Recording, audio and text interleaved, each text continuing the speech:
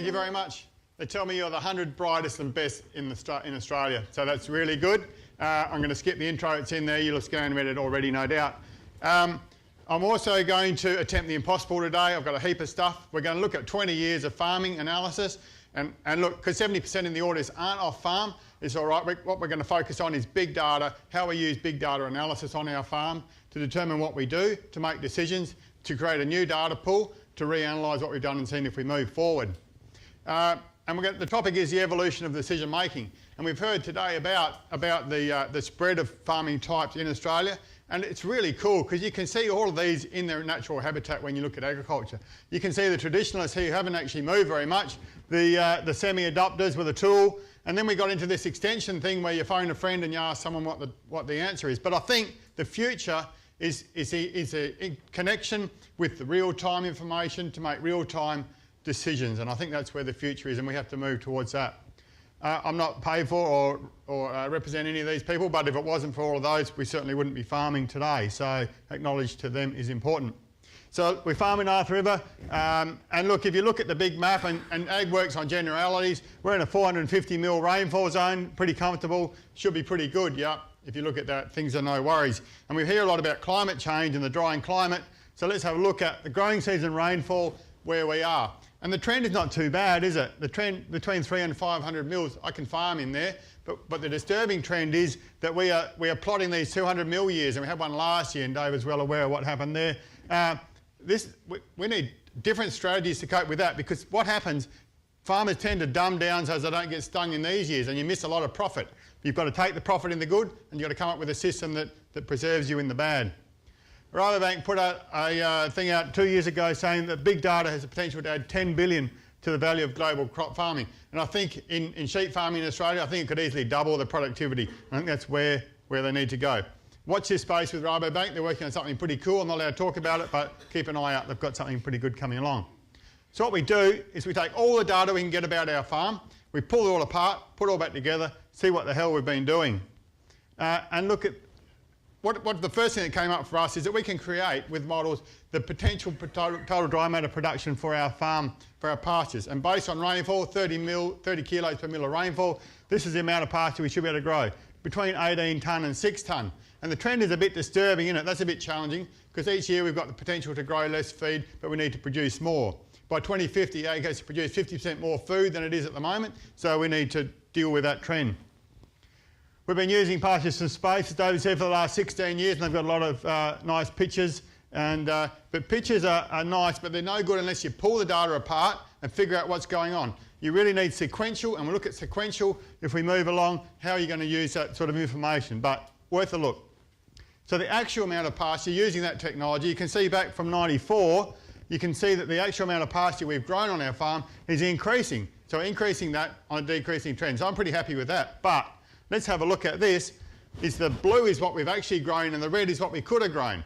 So that's pretty cool. And you can see in this area here, we were doing what the paid advisors were telling us to do, was to increase stocking rate to drive profitability and to cut costs. That's fine, but look at the opportunity costs it was building in.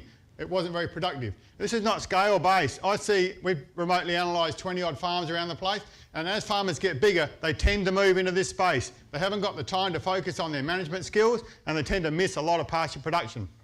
Conversely, we've moved along here, we're quite efficient now. We now, in a bad year, have less opportunity to grow more feed. We have to change the way we do our business.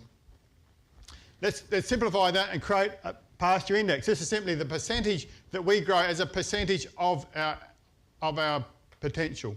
And you can see back in the bad old days, set stock here, we're only growing about half the feed we could have done. Look at that, Siren department stepped in, lifted it, and up we go. That's a pretty simple graph. 1.5 million bits of data went into making that graph, so quite a bit. The next 20 years, the data that goes into that graph will be 200 bits of data will go into that graph. That's how much more data is being accumulated, and we have to be able to deal with that. So we've got 2 trends in total dry matter production on our farm. This is quite profitable. I can make money doing that. This is where I've got to be careful because I can lose money there. So I have to have 2 strategies. HIDA, back in 96, write it down, 96 Grasslands paper. If you haven't read it, please download it, read it. It's very good. It tells you if you know how much feed you've grown, it'll tell you how many DSC. And you can see in our environment, we can run between 5 and 15 DSEs. And so somehow, if we're going to optimise the way we run our stock, holy dooly, we've got to match that. And we've got to make that call ahead of time. So the blue is what looking backwards, the red is looking forward. So how are we going when we change stocking rate? If we look at the line is the R squared of, if we got it exactly right in predicting the stocking rate ahead of time and looking back to say what we should have done, you can see that when we were just winging it, we're always overstocked. The red is the dots under the line is saying that we now match between 6 DSCs and 18. We can actually predict what the year is going to do. And what that's doing is creating more feed available per ewe. And what we decided was if we got all this feed, and look, we heard about AWI, no more comment on that, but we went out of merino wool and went into composites because we thought more feed, more productive, and we still grow wool. So that's all good. And we create a whole new data set because we know how much feed we're going to grow. So if we pull this sort of information, we can actually predict on the available feed and the predicted available feed what the weight of our lambs will be at 100 days before they're born. And that's pretty cool. Okay, so we've got this really high geared system and we've got these really bad years. So we looked at the bigger picture of the state and decided that we needed somewhere to run to when things got bad, somewhere these twin bearing ewes could go. So we pulled the state map and we said we need to know in June and October. And there's a nice patch here, it's good, full of lawyers, full of grapevines, is really expensive and you don't want to go there. Good, obviously a good highway there, people of influence. We're here in the pink, not much going on. A nice little patch down there. So we had a look down there because that was actually quite cheap at the time. And what the really cool thing, if you're looking to place, you don't do this, you need a SMAT. Because what you can do, you can download 10 years of historical data on any farm if you know the right people. And you can see down here we're growing under 4 tonnes in a bad year up to 12 tonnes. The property we're looking at, in the worst year, 10 tonnes up to 16 with a potential of over 20 tonne. How cool is that? It looks even better when you look at the PGR. We get hit with frost and we get lots of zeros. So we're trying to run twin bearing ewes here, turn lambs off really quickly. Down here, guess what? Rain's nice and warm, always 25 kilos, an extra 6 to 8 weeks growing season. Great place for twin bearing ewes, same price per hectare. Done deal. Took all that info to the bank, put it on the scenario, they said, yep, go for it, so really cool. I don't know, I'm not going to look at that. Landgator saying that, sorry, you kicked me off. There's a lot of talk about Landsat at the moment, and if you think confidentiality is your thing, well, I'm sorry, but that's gone. That went in 1970 when the Landsat 1 went up. There's now 46 years of high-resolution information about your farm. The only thing that's been protecting you is that a 3 terabyte download was actually quite big a few years ago. The other thing was cost. We heard about cost. $200 million it would have cost me 4 years to download the full Landsat series for my farm. That's quite expensive, especially as it's now free. So look at this. Looking at the new farm, and I phase through 1 year and I look at the changes. How is it working in relation to the farms around that farm that I'm looking at? It's tracking all right. And better than that, it's actually producing feed at the end. So in the summer, when it's dry like this at home, guess what? It's going kike. Kike, that's an interesting thing. I haven't dealt with that before. No one's calibrated kike before. And so what does the NDVI in kike mean when it's at 60?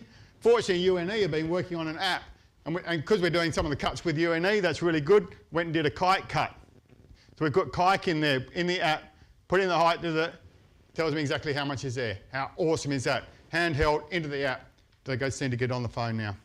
Okay, that's pretty cool. So now I can see a pasture like that.